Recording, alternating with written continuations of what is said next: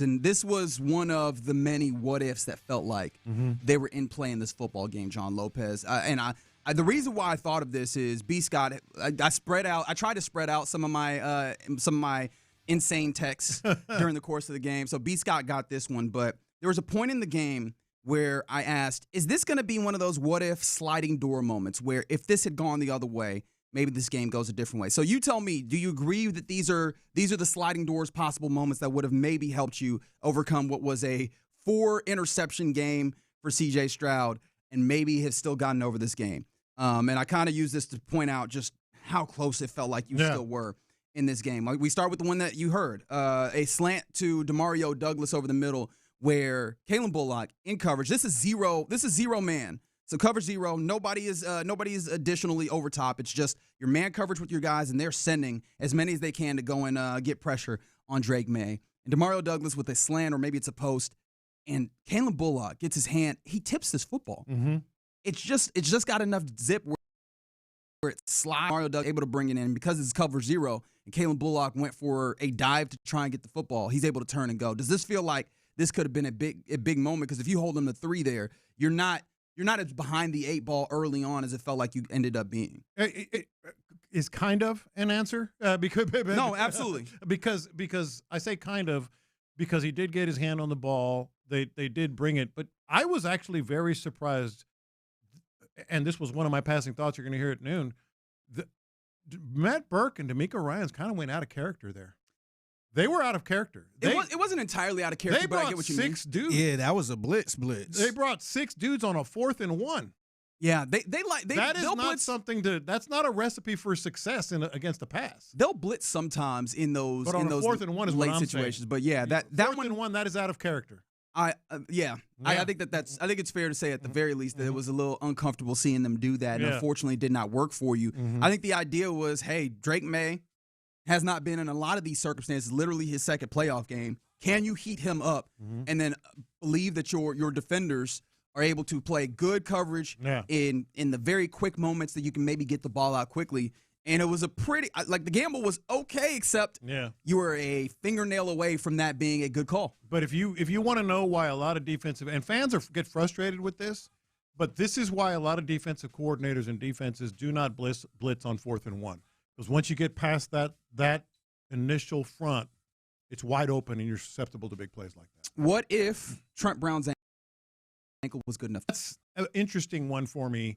I think it might have been better, and ultimately the common thread today and all week and beyond is going to be C.J. Stroud. I don't know if it would have made that big of a difference given his emotional state, frankly. Well, I think the thing that I was thinking of last week when you had a bad C.J. Stroud performance, what was able to help you kind of navigate that was being able to run the football. This game was 8 yards in the first half. Was an atrocious running game.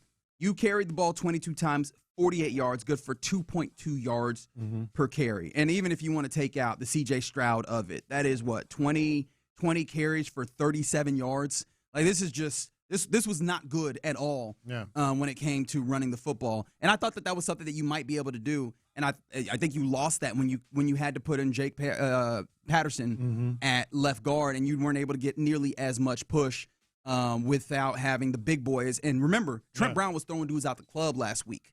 I don't know if it would have been exactly that, but not having that very much felt like it hurt being able to run the football, which I didn't know that you were going to be able to do incredibly this week, but it felt like that died on the vine pretty early on in this game without having the big boy. Yeah, I think Trent Brown would have helped. It certainly would have helped in the run game. I don't know if it would have helped overcome your biggest weakness. Fair enough. Yeah. All right, what if Danielle Hunter is able to not just get a strip sack on Drake May, but actually recover it there early on in the game? Because this is the one specifically that I sent to B. Scott, and I was like, could this be the slide? There's an opportunity to maybe scoop and score, which I think Danielle was hoping for, and I don't know that you can blame Danielle for this. Figgy was talking about that during the break. He really was. I don't know that you can blame Danielle for wanting to scoop and score because I wasn't even mad at that because I think I heard Texas Monday, Mark and Johnny saying if he would have fell on it, that could have been 3 points, which is true. Yeah. That could have been a possible 3 points. But I was thinking like, man, they got to get a touchdown. Yeah. I was thinking the defense got to get a touchdown, or probably 2 of them to stay in this game. It was that bad, man. I had no faith in the offense. I think this was one of those sort of tipping point moments as you're talking about, a what-if moment. And I'm with you, Figgy, 100%. I thought they lost their chance to score a touchdown when he didn't grab it. I thought that was their best chance to score a touchdown. That was, at the very least, it'd have been a short field. Yeah. And now you were in field goal kicking territory. And what did they get? Over a time, How many points did they get after that? Yeah. None. Yeah, because that was a punt, and then you weren't able to drive the way that you would want to after that. All right, how about this for a what if? What if the pairing of Tommy Togiai and Dalton Schultz don't commit an illegal shift on what was the would-be first touchdown in this game? That was huge. It would have made it 7-7. It would have kept you on pace. Maybe, although I'm not sure if this is the case, because again, C.J. Stroud was clearly pressing. Maybe C.J. Stroud remains in a place where he does not feel as inclined to press if you are staying on schedule with that game, staying on pace with what the Patriots were doing. But you 3rd and goal, 1 yard line. The play works. You're able to move. You're able to move guys and get enough opening for Woody Marks to slide into the end zone on an inside zone. Yeah. But Dalton Schultz and who did you put that on more? Because Tommy Togiai playing fullback. He kind of paused and tried to get in his stance, and that was probably on Togiai. I would have to guess, and we don't know, but I would have to guess Togiai because the way he paused, and he don't really get in the 3-point stance like that. And that was only the second time he's done it. Yeah, so I mean, unfortunately, I probably had to put that one on him. I did. I think that you guys are right. It did hit me though, because that was the second of Dalton Schultz's pre-snap penalties. Where I'm like, hey man, you're the veteran dude on this offense. He did he did have a false start, right? Yes, he did. He had a false start. And I do think that one was, hey, Braxton Berrios, who has been a healthy scratch, has been inactive a number of games. You brought him in, and then you put him in, and you're like, hey, you're in the game, running a motion. And you could see on that motion, C.J. Stroud having to basically try and tell him where to be.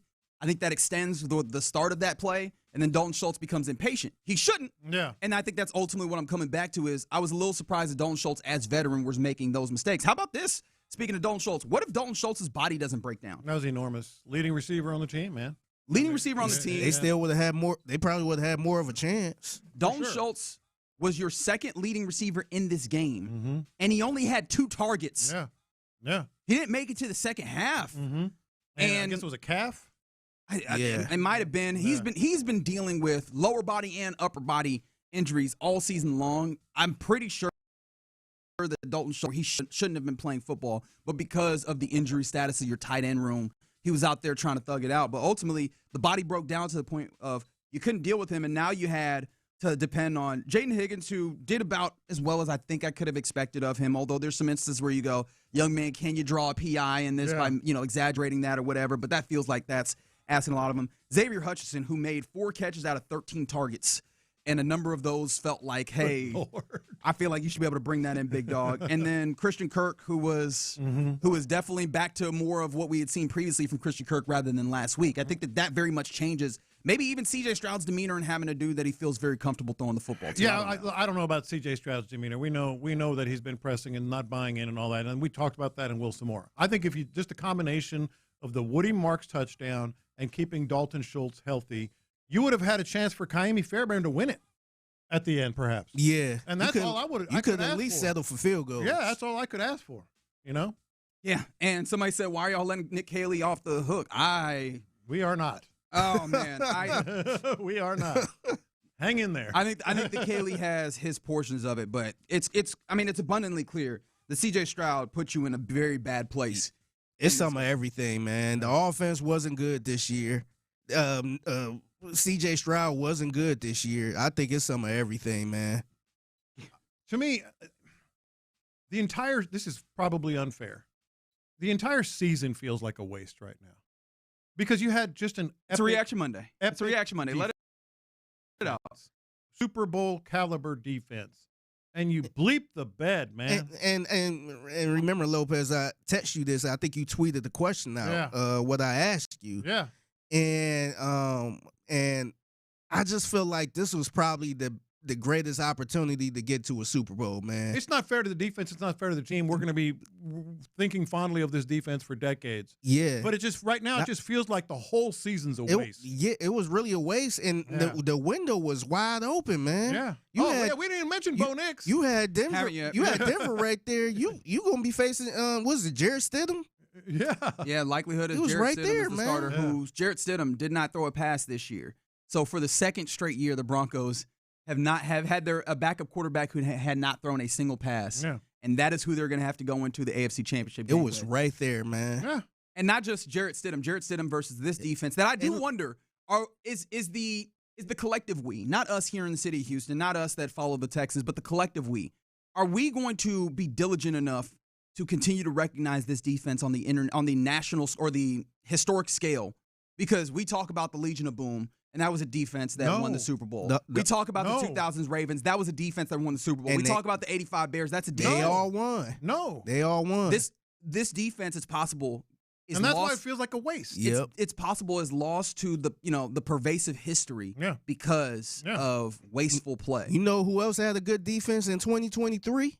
The Cleveland Browns. Yeah. And nobody's talking about that defense anymore because they lost.